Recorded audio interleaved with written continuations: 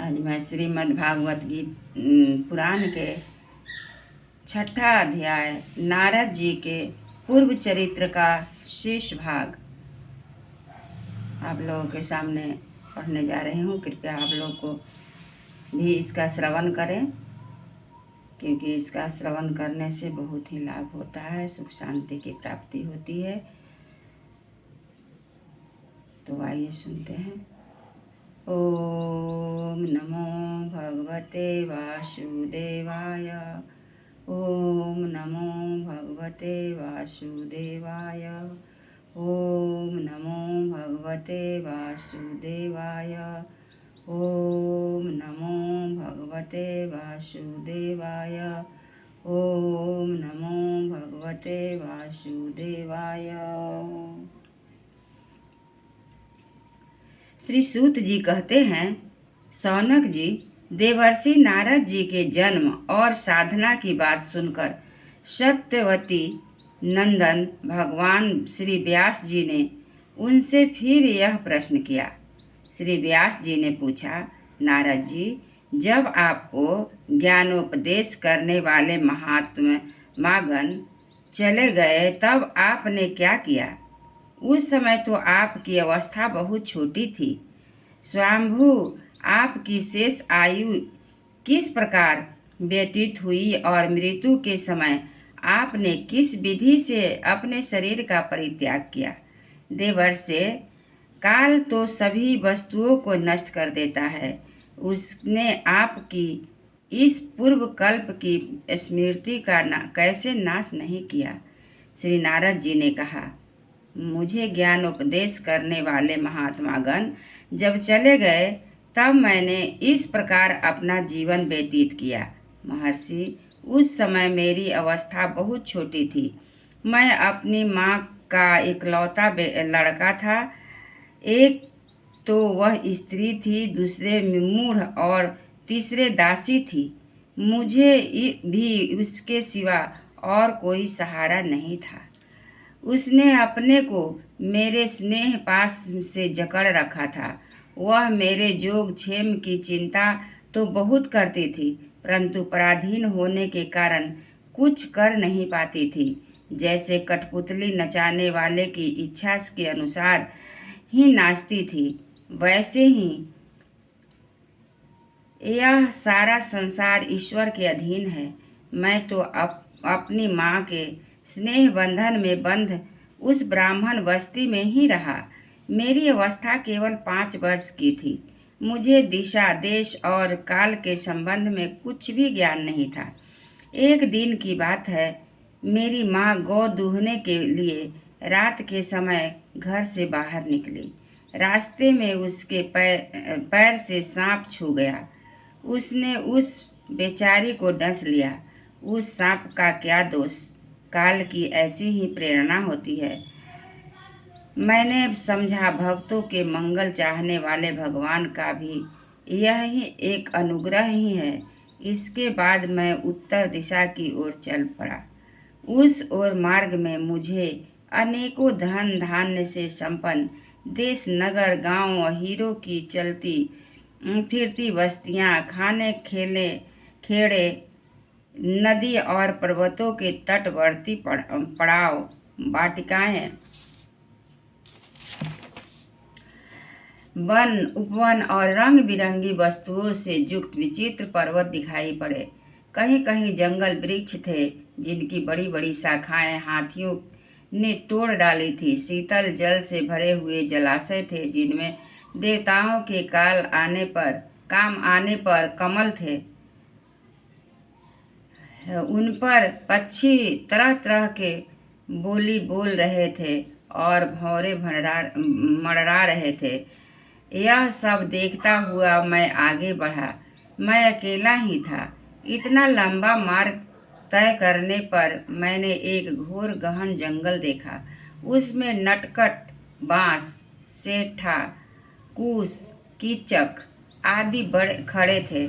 उसकी लंबाई चौड़ाई भी बहुत थी और वह सांप, उल्लू या सियार आदि भयंकर जीवों का घर रहा था। मैंने देखने में बड़ा भयानक लगता था। चलते चलते मेरा शरीर और इंद्रियां शिथिल हो गई। मुझे बड़े जोर की प्यास लगी। भूखा तो था ही, वहाँ एक नदी मिली। उसके कुंड में मैंने स्नान, जलपान और आचमन किया। इससे मेरी थकान मिट गई। उस बीजन वन में एक पीपल के नीचे आसन लगाकर मैं बैठ गया। उन महात्माओं से ऐसा मैंने सुना था, हृदय में रहने वाले परमात्मा के उसी स्वरूप का मैं मन ही मन ध्यान करने लगा। भक्ति भाव से वशीभूत चित्त द्वारा भगवान के चरण कमलों का ध्यान करते ही भगवान प्राप्ति की उत्कट लालसा से मेरे नेत्रों में आंसू छलछला आए और हृदय में धीरे धीरे भगवान प्रकट हो गए। व्यास जी, उस समय प्रेम भाव के अत्यंत उद्रेक से मेरा रोम रोम पुलकित हो उठा। हृदय अत्यंत शांत और शीतल हो गया। उस आनंद की बाढ़ में मैं ऐसा डूब गया कि मुझे अपना और ध्येय वस्तुओं का तनिक भी भान न रहा। भगवान का यह अनिवर्जनीय रूप समस्त शोकों का नाश करने वाला और मन के लिए अत्यंत लुभावना था। सहसा उसे न देख मैं बहुत ही विह्वल हो उठ गया और अनमना सा होकर आसन से उठ खड़ा हुआ। मैंने उस स्वरूप का दर्शन फिर करना चाहा, किंतु मन को हृदय में समाहित करके बार बार दर्शन की चेष्टा करने पर भी मैं उसे नहीं देख सका। मैं अतृप्त के समान आतुर हो उठा।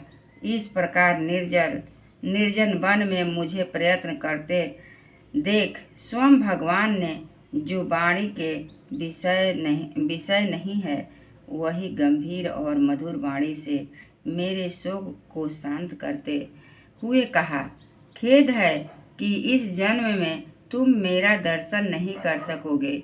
जिनकी वासनाएं पूर्णतया शांत नहीं हो गई है, उन अधकचरे जोगियों को मेरा दर्शन अत्यंत दुर्लभ है। निष्पाप बालक, तुम्हारे हृदय में मुझे प्राप्त करने की लालसा जागृत करने के लिए ही मैंने एक बार तुम्हें अपनी रूप की झलक दिखाई है। मुझे प्राप्त करने की आकांक्षा से युक्त साधन धीरे धीरे हृदय की संपूर्ण वासनाओं को भली भांति त्याग कर देता है। अल्पकालीन संत सेवा से ही तुम्हारी चित्त वृत्ति मुझ में स्थित हो गई है। अब तुम इस प्राकृत मलिन शरीर को छोड़कर मेरे पार्षद हो जाओगे। मुझे प्राप्त करने का तुम्हारा यह दृढ़ निश्चय कभी किसी प्रकार नहीं छूटेगा। समस्त सृष्टि का प्रलय हो जाने पर भी मेरी कृपा से तुम्हें मेरी स्मृति बनी रहेगी। आकाश के समान अव्यक्त सर्वशक्ति महान परमात्मा इतना कहकर चुप हो रहे। उनकी इस कृपा का अनुभव करके मैंने उन श्रेष्ठों से भी श्रेष्ठतम भगवान को सिर झुकाकर प्रणाम किया।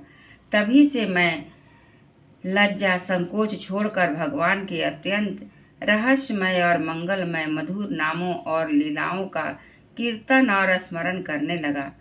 स्पृहा का और मस्तल मेरे हृदय से पहले ही निवृत्त हो चुके थे। अब मैं आनंद से काल की प्रतीक्षा करता हुआ पृथ्वी पर विचरने लगा। व्यास जी, इस प्रकार भगवान की कृपा से मेरा हृदय शुद्ध हो गया, आसक्ति मिट गई और मैं श्री कृष्ण पारायण हो गया। कुछ समय बाद जैसे एकाएक बिजली कौंध जाती है, वैसे ही अपने समय पर मेरी मृत्यु आ गई। मुझे शुद्ध भगवत पार्षद शरीर प्राप्त होने का अवसर आने पर प्रारब्ध कर्म समाप्त हो जाने के कारण पांच भौतिक शरीर नष्ट हो गया। कल्प के अंत में जिस समय भगवान नारायण एकार्न प्रलयकालीन समुद्र के जल में शयन करते हैं, उस समय उनके हृदय में शयन करने की इच्छा से इस सारी सृष्टि को समेटकर ब्रह्मा जी जब प्रवेश करने लगे, तब उनके श्वास के साथ मैं भी उनके हृदय में प्रवेश कर गया। एक सहस्त्र चतुर्युगी बीत जाने पर जब ब्रह्मा जगे और उन्होंने सृष्टि करने की इच्छा की, तब उनकी इंद्रियों से मारीच आदि ऋषियों के साथ मैं भी प्रकट हो गया। तभी से मैं भगवान की कृपा से बैकुंठ आदि में और तीनों लोकों में बाहर और भीतर बिना रोक टोक विचरण किया करता हूँ। मेरे जन्म का व्रत भगवत भजन अखंड रूप से चलता रहता है। भगवान की दी हुई इस स्वर ब्रह्म से विभूषित बीड़ा पर तान छेड़कर मैं उनकी लीलाओं का गान करता हुआ सारे संसार में विचरण करता हूँ। जब मैं उनकी लीलाओं का गान करने लगता हूँ, तब वे प्रभु जिनके चरण कमल समस्त तीनों उद्गम स्थान है और जिनका यशोगान मुझे बहुत ही प्रिय लगता है, बुलाए हुए ही की भांति तुरंत मेरे हृदय में आकर दर्शन दे देते हैं।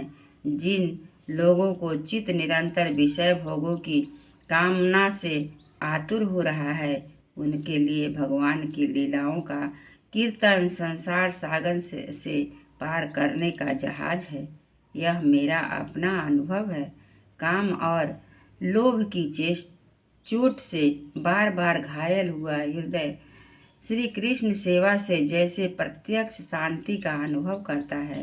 यम नियम आदि योग मार्ग से वैसे शांति नहीं मिल सकती।